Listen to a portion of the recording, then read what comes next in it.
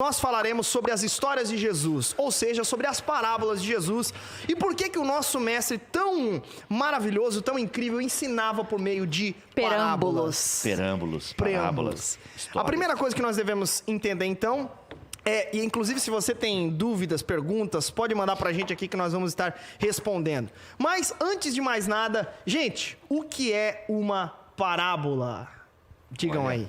Vai lá, Bibo, pode começar. Parábola, bem, gente, é muito pra gente conceituar de maneira simples, né? Para que todos nós aqui venhamos entender o que é parábola. Quando eu digo conceituar de maneira simples, porque a gente tem livros dessa grossura explicando o que é uma parábola. Tipo, e mais de 100 páginas desse livro é conceituando. Como resumir, né? Justamente. Então, resumindo, gente, parábolas são histórias que Jesus contava para ensinar princípios do reino de Deus. Essa é uma definição curta, básica, porém, ela atende. Ela atende. São histórias que Jesus contava para ensinar princípios do reino de Deus. É muito boa essa definição, porque ela já de cara contraria um pensamento popular de que parábolas são necessariamente alegorias. E, de fato, ainda que tenham elementos alegóricos em algumas parábolas, nem todo parábola não é uma alegoria. Isso aqui dá um ponto de discussão, um pouco até mais técnico, mas por muitos séculos, repitam comigo, igreja, séculos.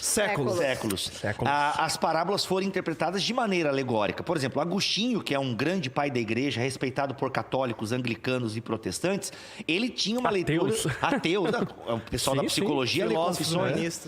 O pessoal da psicologia lê Confissões de Agostinho. Se você fez psicologia e não leu Confissões, alguma coisa está errada com o seu curso. Então, assim, o que acontece? O Agostinho tinha interpretações mega alegóricas, né? A interpretação que Agostinho dava da parábola do semeador, por exemplo, hoje em dia não é aceito, né? Porque não é aquilo. E por muitos séculos se interpretou de maneira alegórica. O problema da alegoria é que vira um caminhão descendo a ribanceira sem ninguém no volante, entendeu? Porque... Sem controle.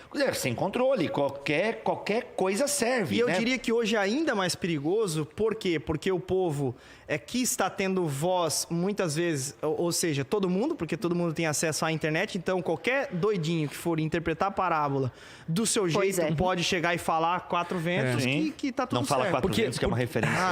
Não, enfim, Porque uma coisa é fato, todos... até no que o Aliás, Gê está falando, é muito bom. porque ainda que, por exemplo, um cara como Agostinho usava-se de maneira alegórica das parábolas, ele tinha um arcabouço teológico que não fazia ele falar bobagem usando as alegorias, Justamente. E aí, faltando esse arcabouço teológico, faz com que muitos possam pegar uma parábola, manipular, ensinar coisas que não é a sã doutrina, que não faz parte do compêndio bíblico. Inclusive, tem uma pergunta aqui, né, do Lucas Henrique. Dá para fazer doutrina em cima de parábolas? Exemplo, o rico e Lázaro? Então, mas que doutrina, né? Se o pessoal quer pegar a parábola do rico e do Lázaro, que até... vamos ver se é uma parábola, né? Mas enfim, mas pegar esse exemplo para falar de céu, inferno, de como que é o céu, de como que é o inferno, aí nós temos um problema. Porque o próprio conceito de céu e inferno, um dia a gente faz uma mesa sobre isso, não são conceitos claros na escritura, tá, gente? Só desculpa jogar essa bomba aí, né, em plena quinta-feira, mas o conceito de céu e inferno não são coisas tão claras nas escrituras. Então, você pegar essa parábola para você fazer uma doutrina... é meio complicado. E até porque a parábola, ela tem um objetivo muito central. Jesus queria ensinar uma coisa com a parábola. Perfeito. Acho que esse é o grande ponto. E quando nós começamos a, de alguma forma, divagar nas periferias da parábola, a gente acaba... encobrindo o ensino central e distorcendo o ensino central. Portanto, uma parábola ela não tem objetivo, por exemplo, e como... isso é muito comum, né? Você pegar os detalhes e falar, então aqui não pode porque... né? Isso. Vou dar um exemplo para a galera entender bem. Gênesis 1 e 2.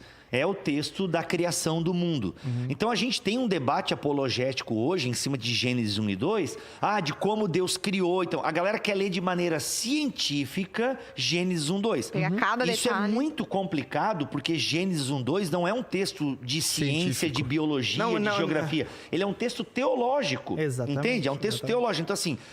E embora tenha um aspecto apologético também, de certa maneira, mas pro Antigo Oriente Próximo, não tem a ver com a darwinismo, né? Isso, o cara quer discutir criacionismo e evolucionismo Quer colocar com Gênesis. Big Bang, quer colocar tudo ali dentro. Não dá, gente, não dá. Ainda que a teoria do Big Bang foi feita por um padre, né? Mas é uma parada científica que ele não foi lendo a Bíblia que ele foi ter a sacada do Big Bang, entendeu? Então, assim, a gente precisa aprender a usar Inclusive, os textos. no próprio relato da criação, tem 2 relatos da criação. No próprio Gênesis. Nossa, que bonito ouvir isso de um aluno do Martin Buber.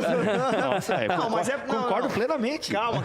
Inclusive, calma, ficou até emocionado. Tô até emocionado. Peraí. Um focado no cosmo e outro focado mais no ser humano em si, pra destacar a evidência da Imago Dei. Martin Buster mesmo. Mas, enfim, temos 2 relatos. Mas, gente, o ponto é esse, sabe? Que a gente precisa ler o texto bíblico com a mensagem que o texto bíblico quer ensinar. E princípio. Um princípio. E assim, e Jesus conta, e a parábola é interessante, que a parábola não era uma historinha, né? Uma historinha que Jesus contava lá para ilustrar algum ponto. Não. A parábola é a mensagem em si. Isso é muito importante. A parábola é a mensagem em si. Por isso que Jesus, inclusive, utilizava muitos elementos do cotidiano. Né? Para quê?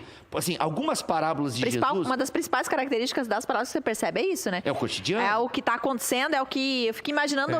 Eu já criei algumas parábolas sobre nós aqui, né? E é muito interessante pensar que isso, de fato... tem uma pergunta aqui. Era para facilitar, mas será que não dificultava? Tem a pergunta aqui da Priscila. Então, Priscila, não dificultava porque dificulta para nós hoje, 2000 anos depois. Então, eu entendo o seguinte, quando Jesus contava as parábolas e utilizava os elementos, né, as personagens, o cenário, o contexto e por aí vai, aquilo era comum. E nos foge porque a gente não está no mesmo contexto de Jesus.